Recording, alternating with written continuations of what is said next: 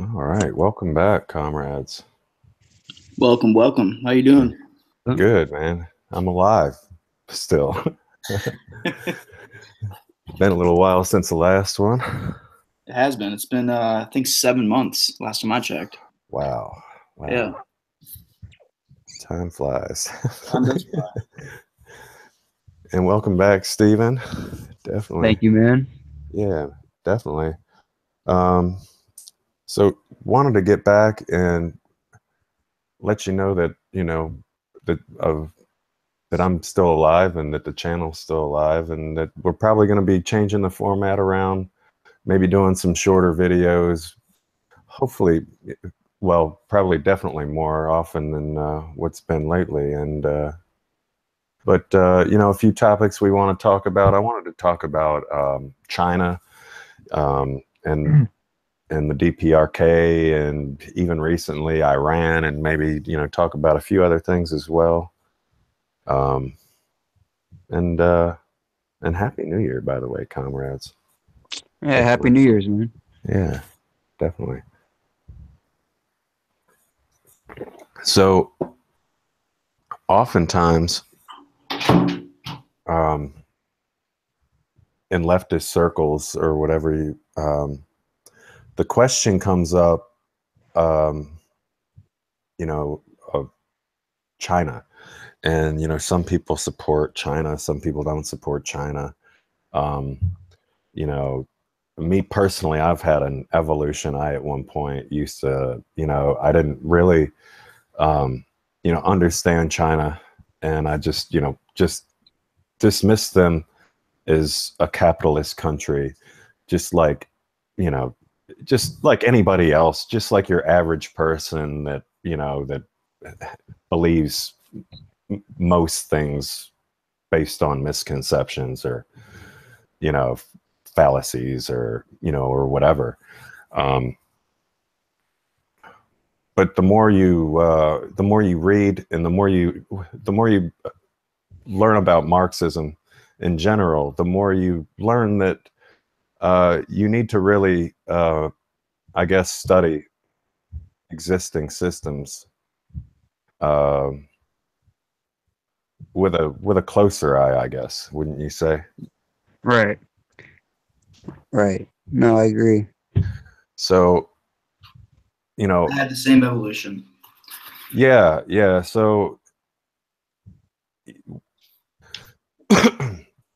excuse me. So, but there's a few different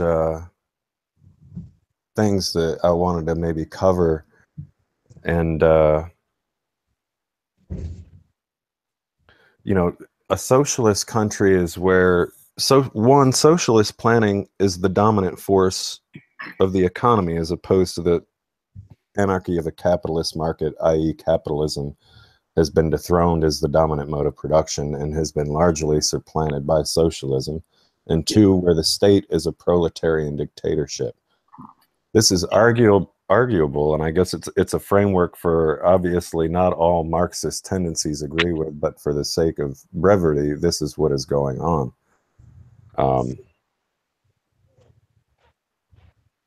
So in China,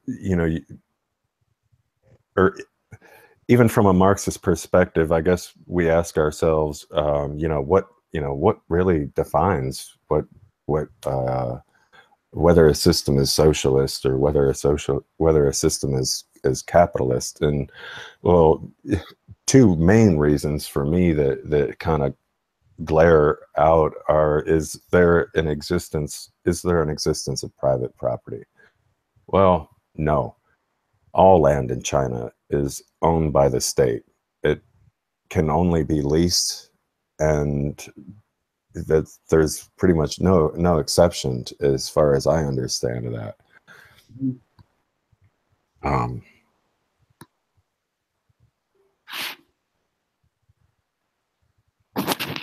I feel like the same people, that we're talking about that have misconceptions about China, even when you do tell them that everything is state owned, they still take that as just a different form of private property. You know, they call it state capitalism and so on and so Right. forth. You know what I'm saying? Right.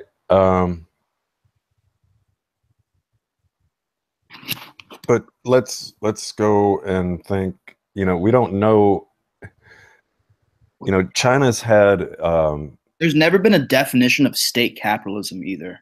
It's just some weird, all-encompassing word that people use that they can never define either. It's like, oh, state capitalism means that the state is running things like a business. I mean, what is that? What is that supposed to mean? There's so many different definitions that people throw at you of what state capitalism means. Well, right. I mean, I personally, you know, don't think that's what it Okay. is. Well, let's Yeah. look at a few things. And this is from a comrade that you know, shared this. Would a dictatorship of the bourgeoisie mandate re-education courses in Marxism for all government officials? Would a dictatorship of the bourgeoisie step up the ideology drive on college campuses and introduce Mao Zedong thought classes in 2,600 universities? Yeah. Would a dictatorship of the bourgeoisie deliberately ensure that the average manufacturing wages have been rising consistently by 11% per year at the expense of corporate profits compared to developing countries like India, where wages have stayed repressed for decades? Would a dictatorship of the bourgeoisie roll out comprehensive social programs in the middle of a neoliberal wave of austerity in the middle of the 2008 financial crisis? I mean, those are just a few. I mean, I can, you know, we can keep going, but I wanted to see if you guys wanted to add anything on to that. No. Well, But okay, well, let's you know, not only that, but let's bring you know, and there's often many reasons, I guess, why leftists, I guess, dismiss China, or they don't like China, or, you know, they barely like China or whatever. And one of the reasons is, oh, well, you know, they're going along with the sanctions on the DPRK. And, you know, that really couldn't be further from the truth. yeah, that's just fun. Recently, it's been revealed that, you know, China was caught by the U.S. violating their sanctions of the DPRK, and all China said in response was basically, "And what?" You know, they don't Yeah. really care, and it's honestly quite rare for them to get caught, because all um, all businesses are essentially state owned in the DPRK, and effectively in China as well. So whenever there's sanctioning done, or whenever there's a list of companies that are unsanctioned by the United States, basically all they do in order to circumvent those sanctions, they basically just change the name of the company and continue to conduct business as usual. And yeah, they just got caught. I'm not sure, Harold, if it was oil with the DPRK, or, but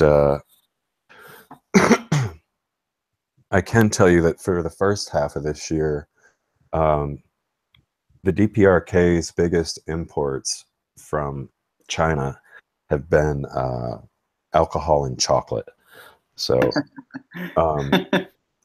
so they're not struggling, right? I mean, they're doing quite well.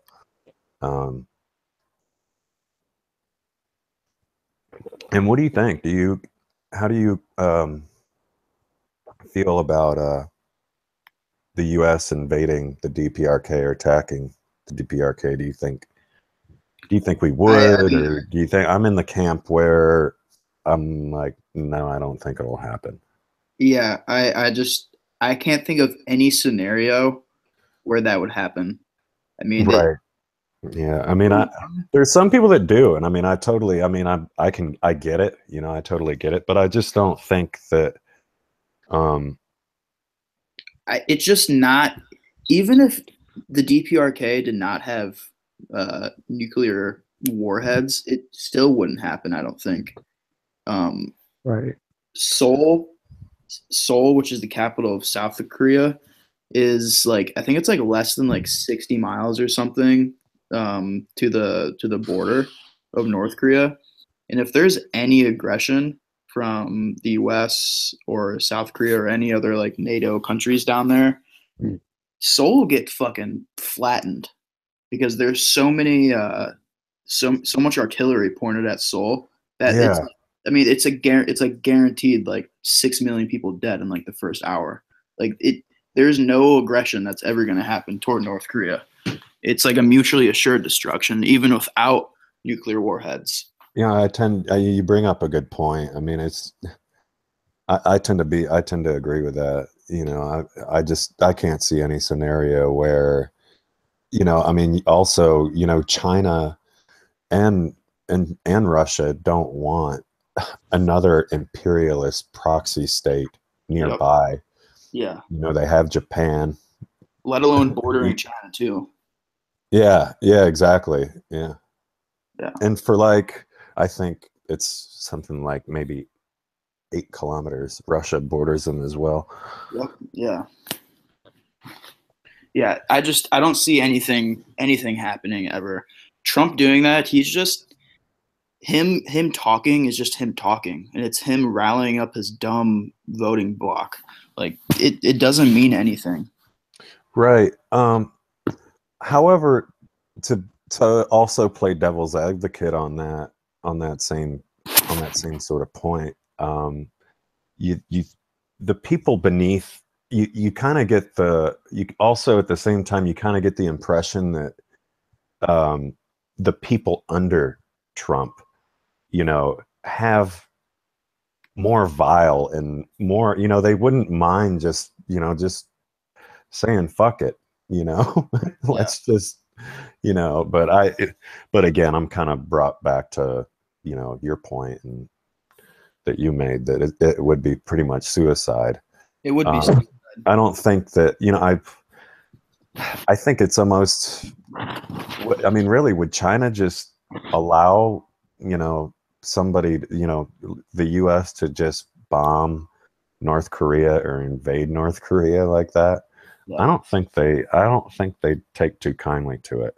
And you know what? Also, this is another point that I haven't really thought of until now. I think the American public is pretty much war weary. I mean, I don't talk to a lot of people that are wanting to go to war with anyone. Right. The American public is not in support of going to war. I mean, we're in wars right now that are not even covered by the media. Right. Yeah. Yemen. Who the fuck even knows about Yemen? Like, Yeah, that's the average person on the street about how we fund Saudi Arabia to fucking just, which thankfully the Houthi people they're resisting of Yemen are winning. I mean, they're fighting back and they're resisting, and which I did not see happening. I mean, right. There's so much money being poured into just to the Saudi military. I mean, but a lot of like, but take Iran for example. Like that's a situation there that makes me question all my other logic on like the DPRK and all that, because it's like now they're it's literally they're doing the same old fun and game shit with Iran that they've done before, like in what way? Well, it's just as far as just trying to rile up social discontent. Yeah. Install a fake leader. They've done that, and the people resisted, and they got rid of the Shah. Yeah, I don't think Iran will turn out to be another Maidan like we saw in Ukraine.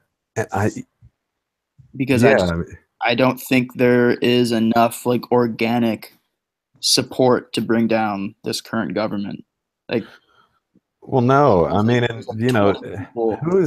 Iran hasn't bothered anybody. Exactly. You know?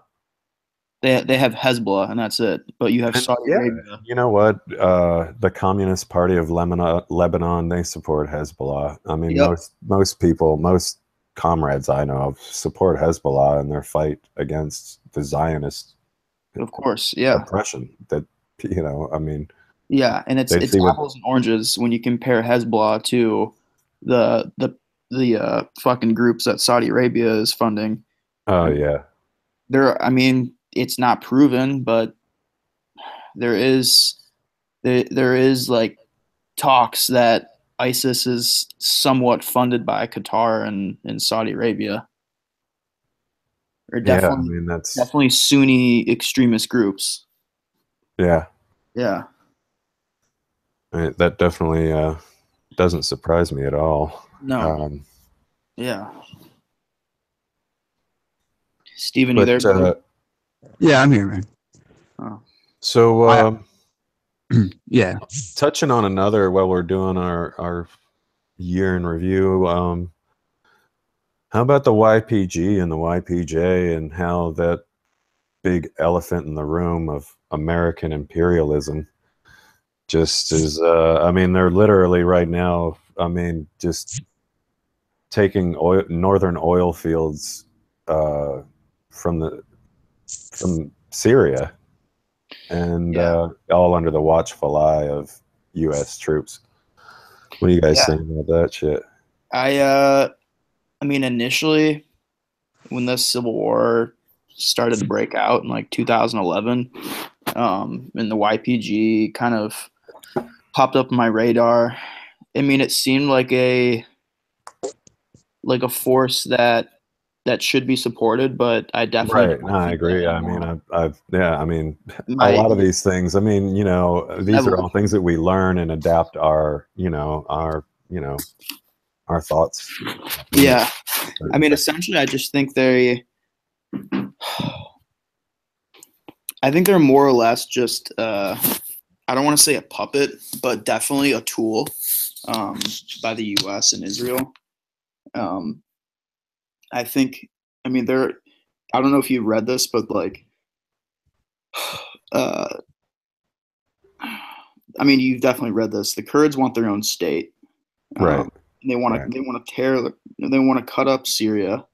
And I believe they want Kurdistan to stretch all the way through the Golan Heights into border Israel, which would Oh, be wow. a clusterfuck. Yeah, no, definitely. Yeah. I hadn't So known that. I mean, I mean, you look at what had gone on in northern Iraq already with their elections. Um, I mean, that the U.S. was behind that. yeah, exactly. Um, Yeah. I mean, I definitely would not support any efforts for the Kurds to make their own state. Not that I don't like the Kurds, but I think they're just being used as a tool by the West to uh, disturb Assad's and Syria's national sovereignty. And I I think mean, this is what this war is all about. I mean, this entire Syrian war was aimed at ousting Assad. Okay, you can say, yeah, they were Assad was brutal. He did not. He has faults. He had faults. Um, However, this whole war was not some freedom fighting war. This is a war. This is a proxy war between NATO in the West and Russia, China, and Syria and Iran. And Russia, China, Syria, and Iran won. yeah, That and good for them. good for And good them. for them. Yeah. Yep. And yeah, I mean, that's another reason why, um, I haven't really looked into the latest situation in Iran all that in depth, but it just seems really audacious and stupid of a Well, I move, mean, you there's know. a you're familiar with this name, Caleb Maupin. Oh yeah, yeah, yeah. Yeah, I'm not really sure how to pronounce his last name. Maupin.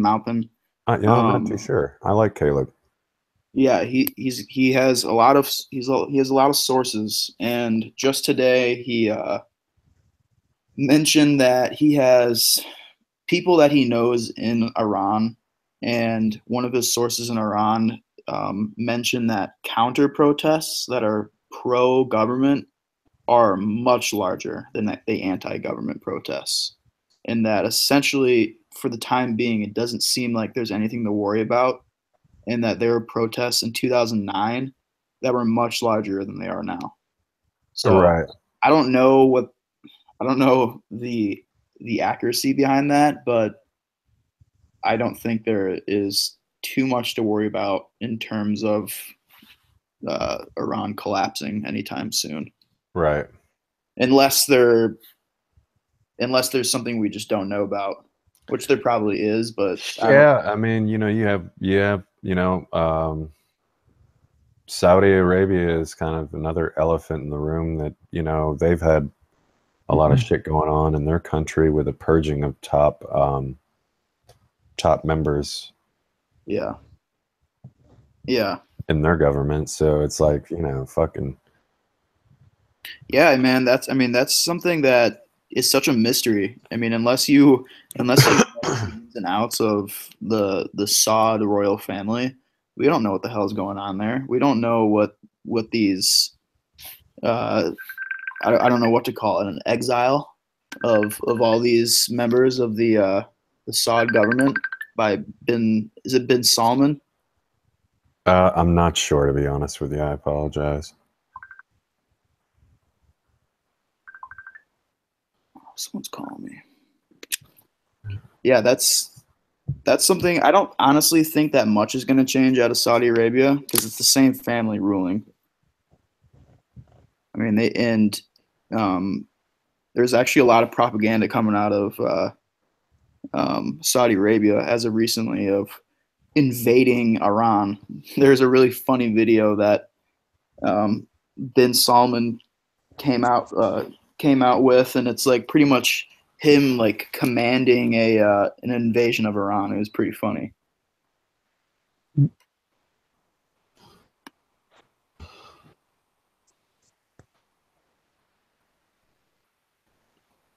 Yeah. Um,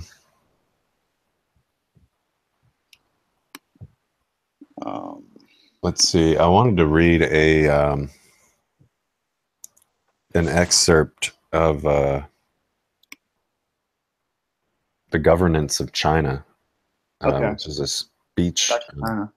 the first group study session of the Political Bureau of the 18th Central Committee.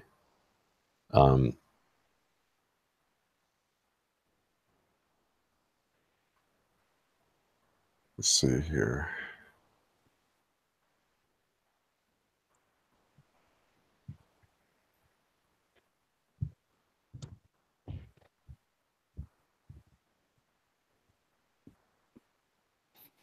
The socialist system with Chinese characteristics integrates the fundamental political system, the basic political systems, the basic economic systems, and other systems and mechanisms. It combines national and local democratic systems, the party's leadership, the position of the people as masters of the country, and law-based governance. This system conforms to the national conditions in China, showcases the special traits and strength of socialism with Chinese characteristics, and provides a fundamental systemic guarantee for China's development. The socialist system with Chinese characteristics is unique and effective. However, we should be aware that it is not perfect. The Chinese socialist system needs to improve to keep step with the development of socialist cause with Chinese characteristics.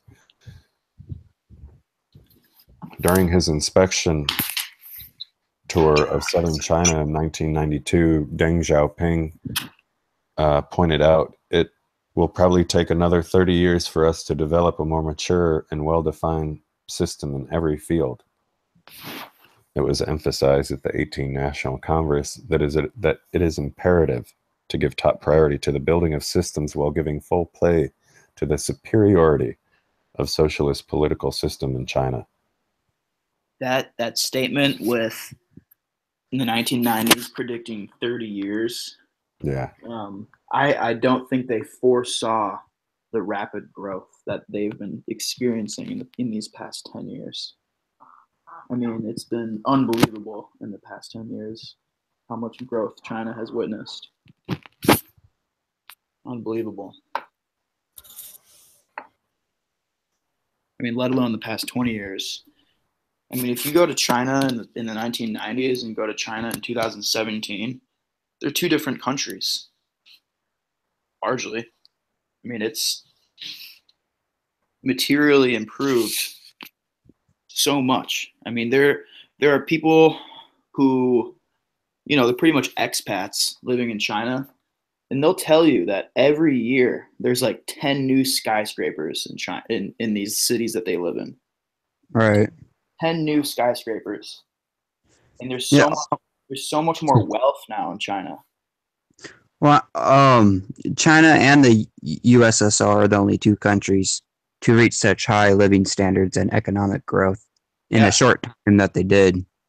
And, and it shows you the true achievements of socialism that capitalism could never, ever reach. Yeah, it's truly remarkable. Truly remarkable. So, what else with China do we want to talk about? Do we want to talk about recent developments, such as like the ASEAN conference, or do we want to talk about just general Chinese or socialism with China? Well, I mean, I think it's.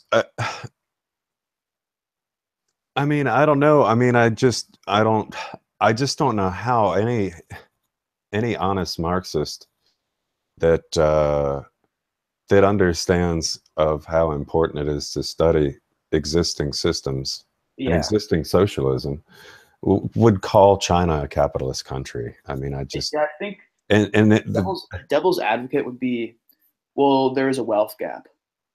Well, there is and there isn't. There is rich people in China, but they've achieved a 4.2% poverty rate, and I think it's in 30 years. It's all due to central planning. You're right. And I don't. Yeah, that's not something that happens if you're just spastically relying on the market to just fix shit.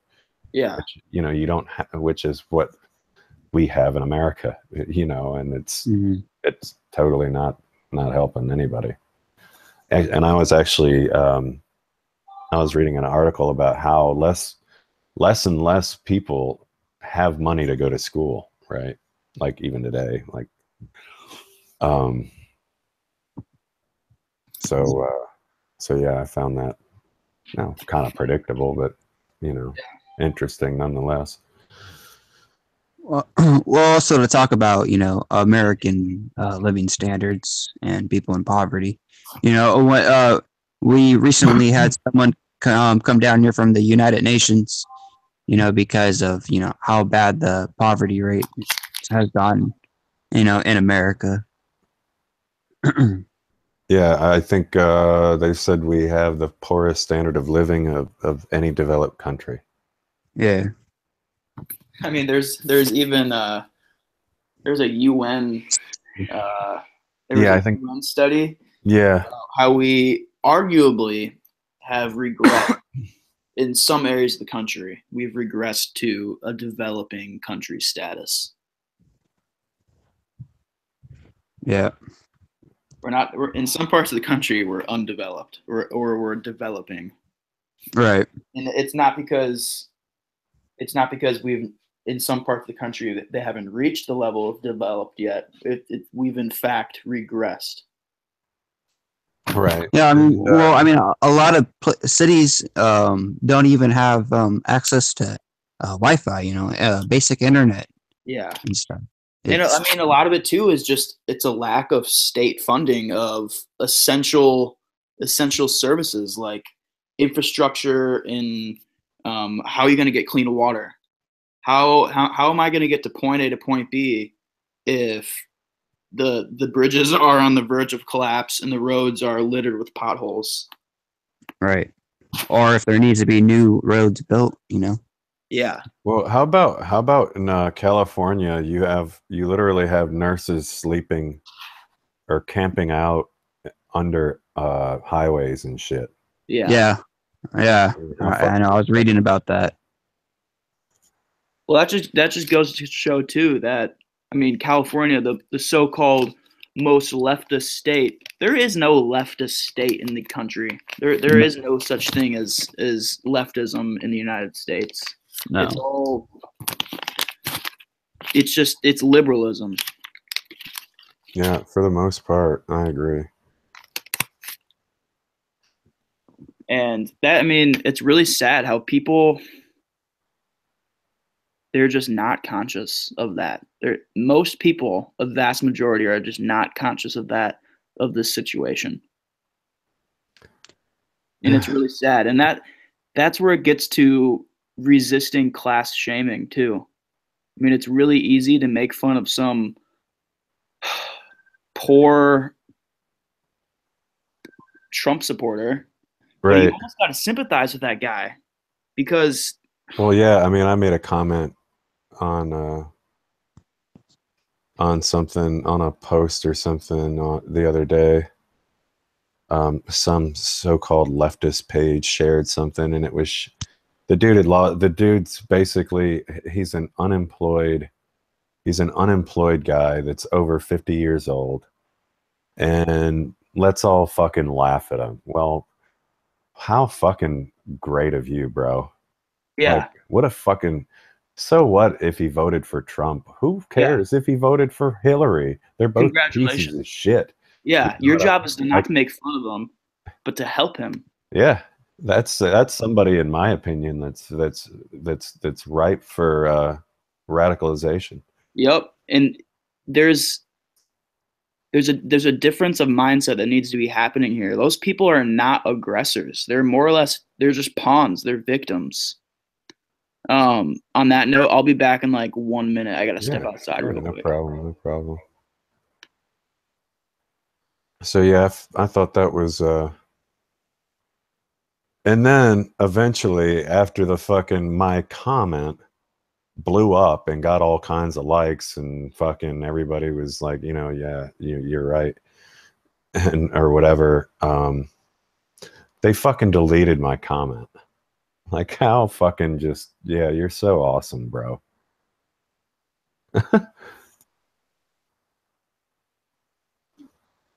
Oh shit. Steven, you there, man?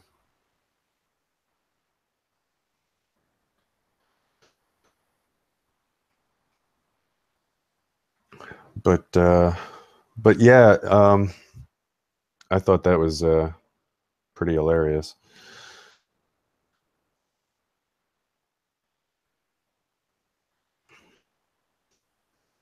I think you got your mic on mute, Steven. I don't know if it's on purpose, bro, or not.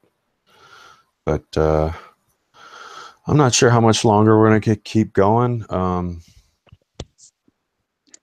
Can you guys hear me? Yeah, I can hear you, bro. I didn't My know. bad. I had to spout real fast. Yeah, no problem, no problem. But yeah, it wasn't going to be a horribly long Prolecast to begin with. I just wanted to get back and kind of say hello and wish everybody a happy new year, and talk about some recent events and go over China a little bit. And really, you should support Xi Jinping and the Communist Party of China. Great. According to Michael Parenti, they're doing a fine job of building socialism. So, I mean, I know he knows a little bit more about it than I do.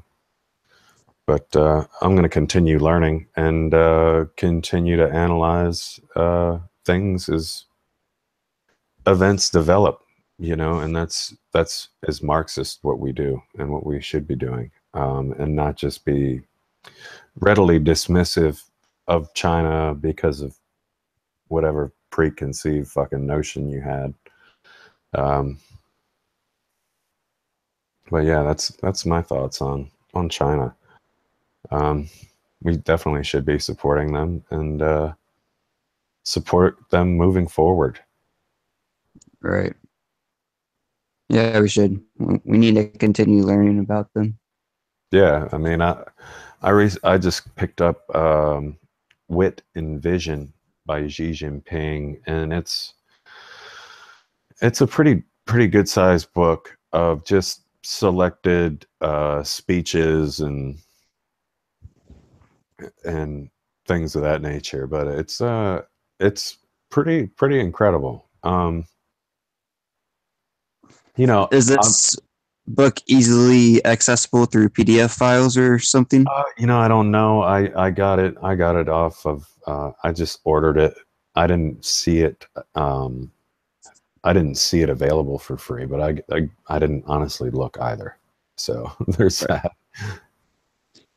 I'll have to check it out. Yeah, for sure. And I've shared like little glimpses of it with you in our chat, Steven, I think. But He's back, folks. that's what's up. Welcome back. I had to help my girlfriend back out of the driveway. Oh man. Yeah. That's very kind of you. What were you guys talking about? You know, just I don't know, just kind of BSing a little bit. Just that we really should be supporting China. And if we're going to be decent Marxists, we should definitely continue to study them. And all existing socialist systems, whether they be the DPRK, Cuba, you know, we need, you know, I mean, support them, but continue to follow them and, you know, see what they're doing and follow emerging systems. Even in India, even Nepal, that just elected a majority communist government. You know, good for them, you know. And have an open mind. I mean, life is not perfect. Yeah, I mean, it's really dogmatic and shitty to be some fucking guy and it's really easy for Western so-called Marxists to have some purist. I'm sorry, Max, we lost you for a second, buddy. Oh, am I back? You a little quieter, but you're back. What about now?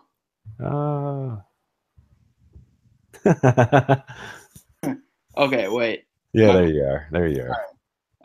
What I was getting at is it's really easy for these like purist Western so-called Marxists to have these like perfect ideas of what a socialist country would look like, and it's really easy to judge from over here.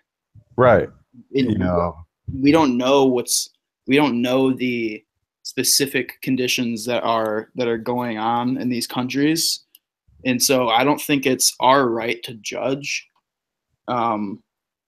these little things that we don't agree with, and then and therefore just completely discredit them as a whole of being some sort of ally. It's really naive and foolish. It really is. And I know like the term left unity is used so much, and I think it's somewhat overused. But in this case, I think there needs to be left unity, and I think we have to realize that all these socialist countries are different because there's different conditions that need to be taken care of.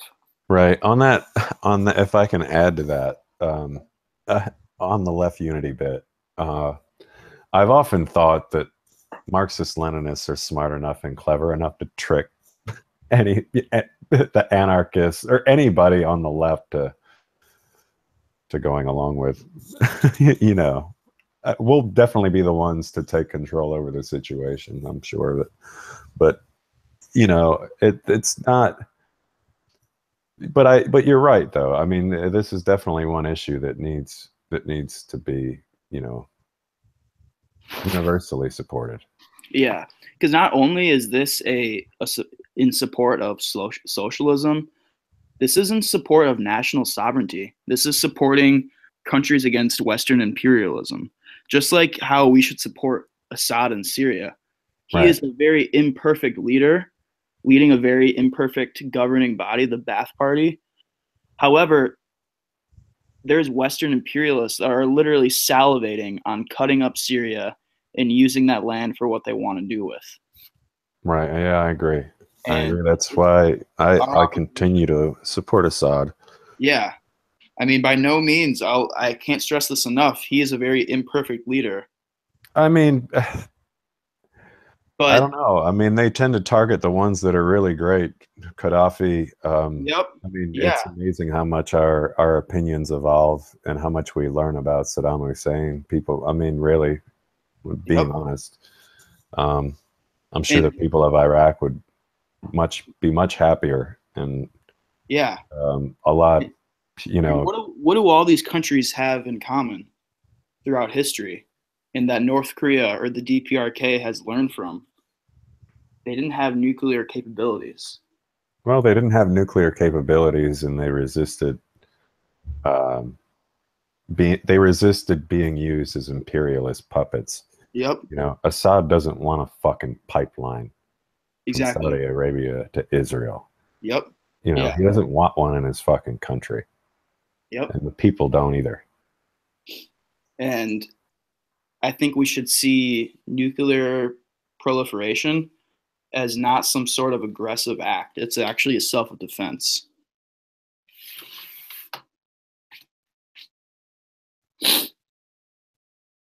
I agree on that. Talking Yeah. about, speaking of phrases that you'd like to see die in 2018, Ooh, okay. fully automated luxury gay space communism. Yeah. I mean, it's such a fucking first world saying. It's not Are even people funny. And serious I'll when tell they you, say that stuff? and a comrade, Jason Unruhe, pretty much said, I kind of agree with him that it's implying that there's literally, you have to do no fucking, I mean, it totally ignores the work that you would have to actually do to get there. Like, fuck it, let's just all take it easy and relax. You know what I mean? Like that sort of mindset that permeates Yeah. certain leftist circles. Yeah. My mic working? Yeah, you're quiet again. Oh, I don't know why it He's does like that. this idealist. Yeah, I mean, Right. I mean, it's like, yeah, I mean, that's a perfect, I mean, it's a utopian sort of mentality. I mean, it's almost its own ideology, that whole Right. fucking saying. It's just, how hard it will be to actually build socialism, or to actually even have a revolution. I mean, Right. the amount of work involved. I mean, um, and we do the best that we can, but you're definitely not gonna force a class conscious on an individual. no. That comes from the actual want to be class conscious. You can't force someone to be. I mean, I guess there's always Well, there's just sometimes all you need is just the potential and someone asks the right questions. Yep. That they've never fucking had never asked themselves, you know, um, questions like, why would I swear allegiance to a government that constantly fucking lies to me and shits all over me? Yep. And Why spends not? more money invading different countries rather than taking care of their own people. Yeah. How about maybe an allegiance to the working class Yeah. that, I literally have to suffer with on a day to day. I got a question for you guys. Shoot. Yeah, go for it. What is finally my mic's working. What is this group I've been seeing called the Redneck Revolt or whatever? Redneck Revolution. Have you heard about that? Oh, Redneck, yeah, it's Redneck Revolt. It's basically they're an anti-capitalist, anti-racist. Are they based out of your neck of the woods, Jason? There's definitely a chapter in West Virginia, I believe. I visited their website. I'm not really, I don't know. I'm not sure on how to join or whatever. I need to look into it a bit more. But yeah, they're all over. Like I guess the Midwest to the East, because When I was reading, I think it said they were based off like in 30 or 40 states. Yeah, they're not much in the West. Right. That's because there's so many decadent liberals in the West Coast. It's true, man. It's really true. I mean, that's the last part of the country that I feel like would ever be class conscious. Is California? Maybe I don't know, man. I don't know. I mean, because despite the bad rap that even I give California, mainly because of its ignorant gun laws. Yeah. There's definitely a proletariat ripe for the radicalization. Yeah, I mean, there's so much. I mean, the material conditions and the wealth, the separation of wealth in California is just fucking out of this world. This world. I mean, with Southern California, Silicon Valley, with all these people just making obscene amounts of money, and you have nurses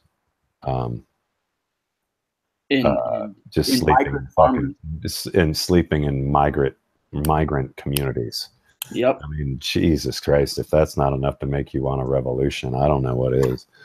I have a very interesting story that goes along with this. I was visiting some of my family, and they live in Nevada, and it's actually driving. I was in Southern California, and I was driving my grandpa to his to an airport, and we were passing this field, and you could see like people working in the field, and it was pretty obvious that they're like migrant workers, or at the very least like immigrants. Sure. And I'm driving back, and this is like several hours later, like I would say like 6-7 hours later, still toiling away. I'm passing this field. They're still in the field. This is like a 10-hour day in the field. Unbelievable. Wow. Yeah. Unbelievable. Yeah.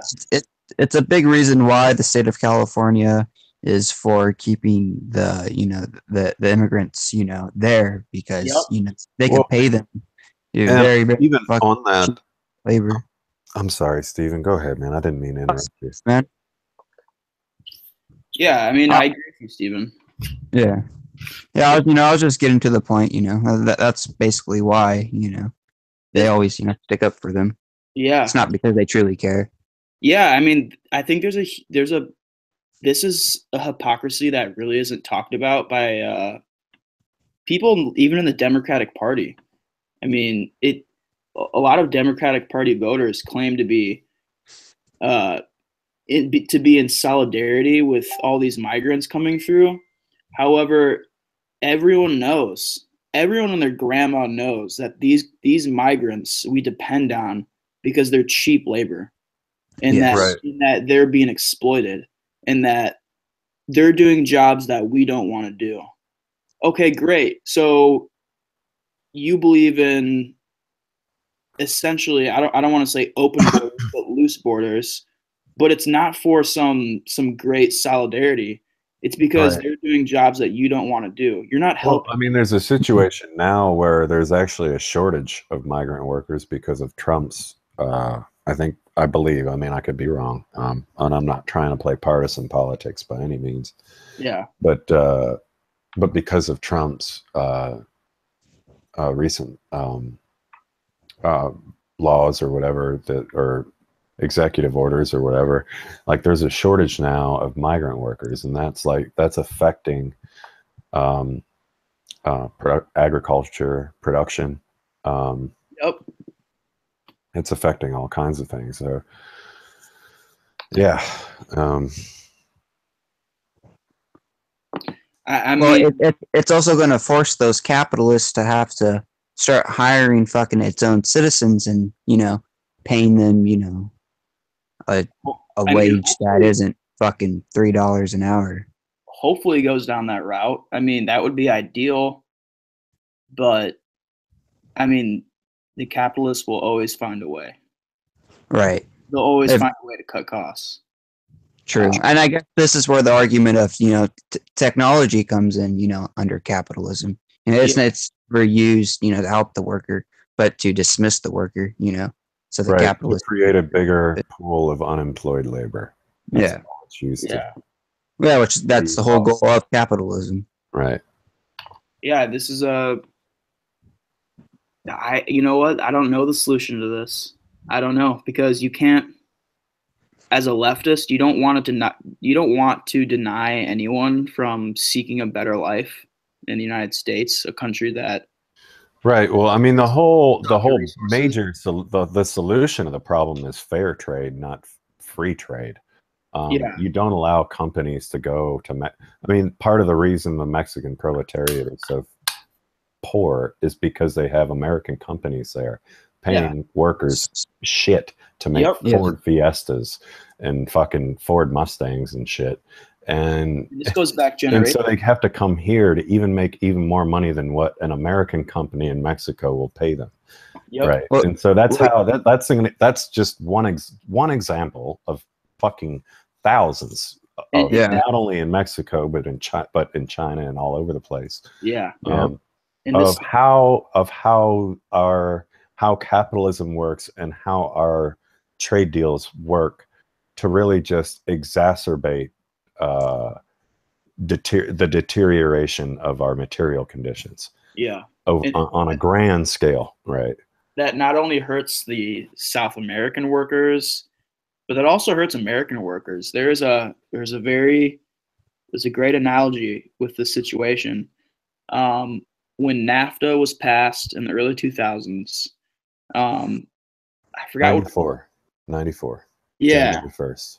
I forgot what company it was. But this company was soon outsourcing its labor to northern Mexico. And before it was outsourced, these jobs supported a somewhat healthy middle class. And the people that worked in this job were, living somewhat comfortably. And you follow these jobs down to Mexico, these workers are literally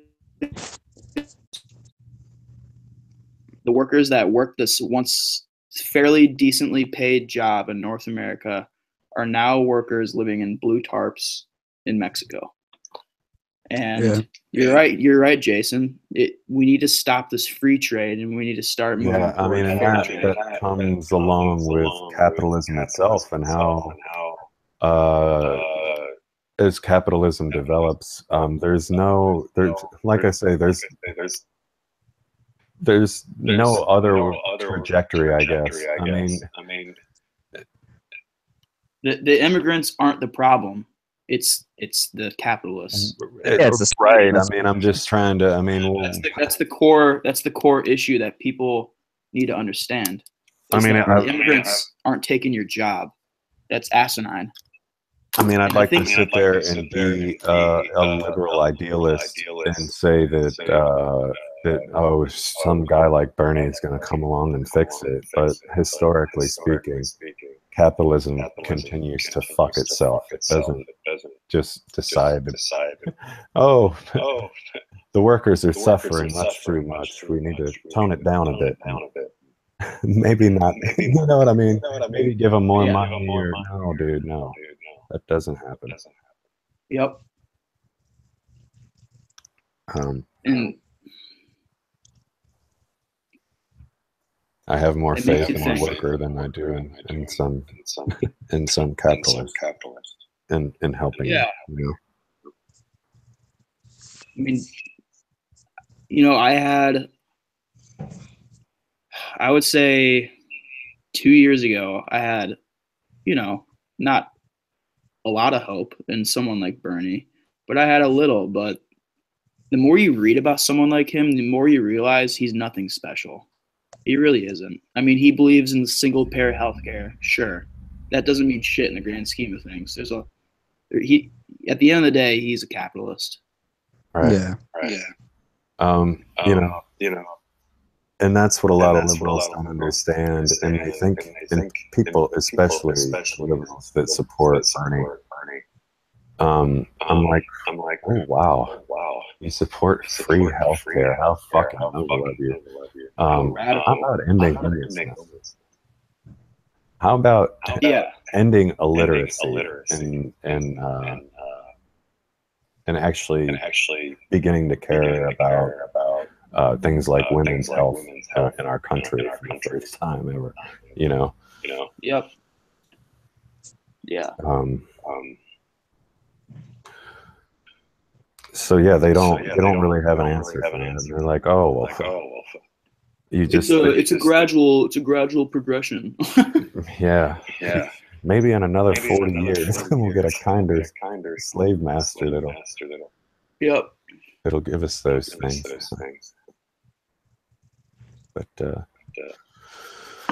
well, comrades, we've been going for quite a bit. I mean, I personally don't have a whole lot more to add.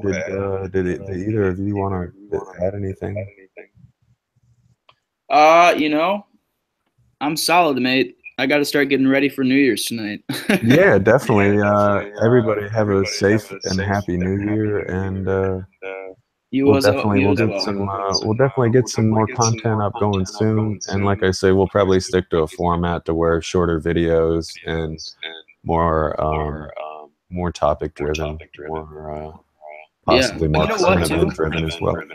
I kind of like I like this kind of organic riffing that we've been doing, because it actually leads into a discussion that we all kind of like talking about, Yeah. I mean, nothing wrong with a little wandering. You can get tidbits of gold in there for sure. Yeah, definitely. Well, thanks for having me. Yeah, definitely. Steven, red salute, comrade. Yeah. And Max, talking to you too again, man. All right, comrades, definitely. Well, everyone have a safe and happy New Year, and we'll see you again soon. You as well. Cheers. All right, good night. Cheers.